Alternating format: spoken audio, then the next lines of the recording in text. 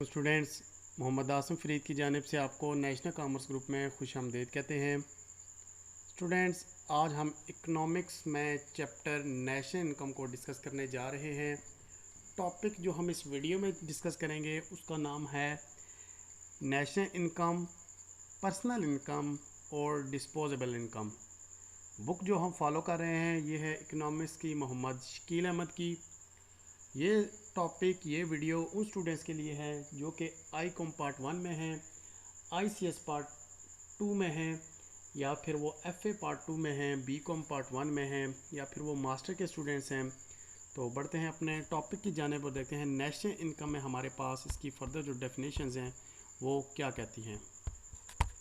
Students, जो national income है हमारे पास चौथी टाइप है जो नेशनल इनकम की, उसकी डेफिनेशन कहता है कि national income is the aggregate earning of 4 factor of production which arises from the current production of goods and services by national income. National income से मुराद ऐसी इनकम है जो आप 4 फैक्टर ऑफ प्रोडक्शन से हासिल करते हैं, जो कि अराइजेज होती है आपकी current production of goods and services से। यानी कि आप 4 फैक्टर ऑफ प्रोडक्शन मतलब लैंड, लेबर, कैपिटल, ऑर्गेनाइजेशन से जितनी भी इनकम हासिल करते हैं उनको अगर आप एक जगह पे ऐड कर लें तो उसको आप कहते हैं नेशनल इनकम।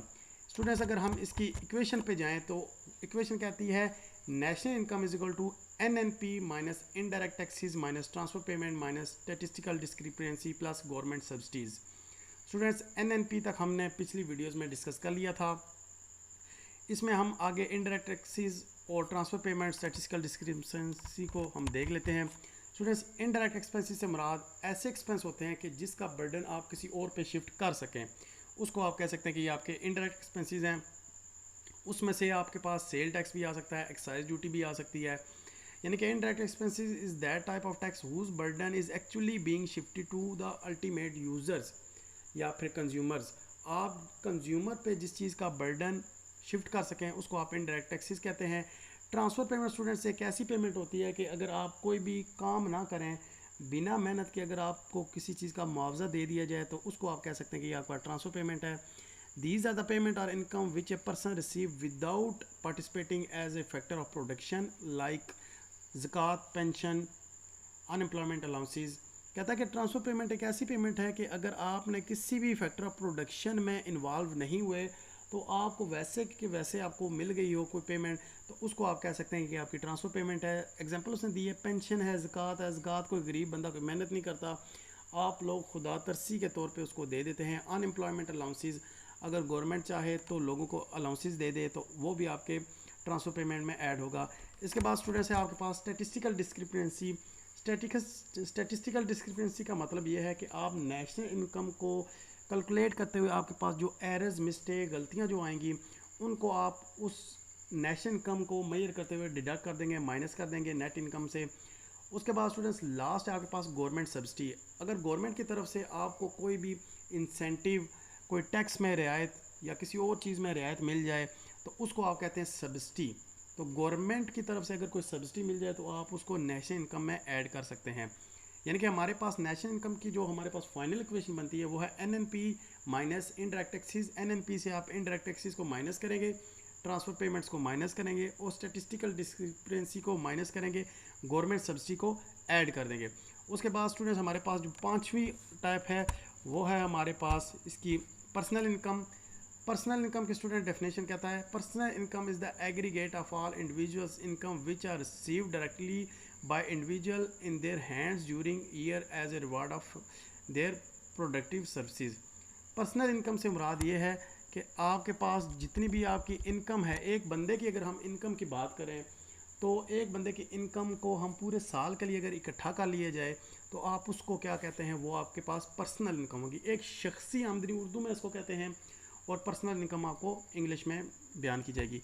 इसकी अगर हम इक्वेशन की बात करें तो पर्सनल इनकम की इक्वेशन कुछ इस तरह से कहता है, NI जो नेशनल इनकम में है उसमें से आप कॉर्पोरेट प्रॉफिट टैक्स को माइनस कर दें, कंट्रीब्यूशन फॉर सोशल सिक्योरिटी को माइनस कर दें, गवर्नमेंट ट्रांसफ़र पेमेंट को आप ऐड कर दें, बिजनेस ट्रांसफ़र पेमेंट को ऐड कर दें, ट्रांसफ़र पेमेंट फ्रॉम अब्रॉड को प्लस कर दें। यानी कि हमने जो नेशनल इनकम की पुरानी इक्वेशन आई थी उसमें से हमने टैक्सेस को माइनस कर दिया, कंट्रीब्यूशन ऑफ सोशल सिक्योरिटी इसको माइनस कर दिया। गवर्नमेंट की तरफ से, बिजनेस की तरफ से, अब्रॉड की तरफ से कोई अगर हमें ट्रांसफ़र पेमेंट मिली है तो हम इसको ऐड कर देंगे। वन बाय वन इसकी थोड़ी सी एक्सप्लेनेशन देख लेते हैं। कॉर्पोरेट प्रॉफिट टैक्स से मुराद है कि it is the kind of tax which is impose by government on corporation profit, यानी कि गवर्नमेंट आपके बिजनेस पे कोई टैक्स इम्पोज करती है तो उसको आप कॉर्पोरेट प्रॉफिट टैक्स कहते हैं। कंट्रीब्यूशन ऑफ सोशल सिक्योरिटी से मुराद है it is the amount donation which is spend by different corporation for social welfare. Social welfare के लिए आपने किसी जगह पे पैसा इन्वेस्ट किया, किसी को पैसे दिए, तो उसको भी आप नेशनल इनकम से माइनस करेंगे। गवर्नमेंट ट्रांसफर फंड ये है कि अगर गवर्नमेंट की तरफ से आपको कोई रिलीफ मिला है, कोई पेंशन मिली है, अनएम्प्लॉयमेंट अलाउंसेस मिला है, तो उसको आप उसमें ऐड कर देंगे। बिजनेस ट्रांसफ़र पेमेंट से मुराद है कि अगर बिजनेस की तरफ से आपको कोई अलाउंस मिला है तो वो भी आप उस ट्रांसफ़र पेमेंट आप उसमें पर्सनल इनकम में ऐड कर देंगे। ट्रांसफ़र पेमेंट फ्रॉम अब्रॉड से मुराद ये है कि अगर आपको दूसरे ममालिक से कोई पेमेंट रिसीव हुई है विदाउट एफर्ट तो वो भी आप उसमें ऐड करेंगे। तो स्टूडेंट्स ये था आपका पर्सनल इनकम, यानी कि एक शख्स की आमदनी हम पूरे साल के लिए कैलकुलेट करें तो उसको आप कह सकते हैं ये पर्सनल इनकम है। लास्ट जो है आपके पास है disposable personal income. Disposable personal income आपके पास आखिरी टाइप है नेशनल इनकम की। Disposable personal income is the amount which is left with the individual after paying the tax to the government. Disposable personal income यह है कि जो भी एक बंदा एक टाइम पीरियड में अर्निंग करता है उसमें से अगर वो टैक्सेस को माइनस कर दे तो वो जो उसकी कंज्यूमेबल इनकम है उसको वो डिस्पोजेबल इनकम कह सकता है। यानी कि अपनी टोटल इनकम में से डायरेक्ट टैक्स को माइनस करके बाकी की जो इनकम वो खर्च कर सकता है उसको हम कह सकते हैं ये डिस्पोजेबल पर्सनल इनकम है, यानी कि नेट इनकम से टैक्सेस को माइनस करना। अगर हम इसकी इक्वेशन पे जाएं, कहता है DPI disposable personal is equal to personal income minus personal tax, यानी कि आप पर्सनल इनकम से पर्सनल टैक्स या डायरेक्ट टैक्स को माइनस करेंगे तो इसको आप कहेंगे डिस्पोजेबल पर्सनल इनकम। यानी कि कहता है direct tax is that tax whose burden can not be shifted to anyone else. ऐसा टैक्स जिसका बर्डन आप किसी और पे शिफ्ट ना कर सकें वो डायरेक्ट टैक्स होता है। Such a tax to be paid by taxpayer himself, ऐसा टैक्स जो टैक्स पेयर खुद ही अदा करे उसको डायरेक्ट टैक्स कहते हैं।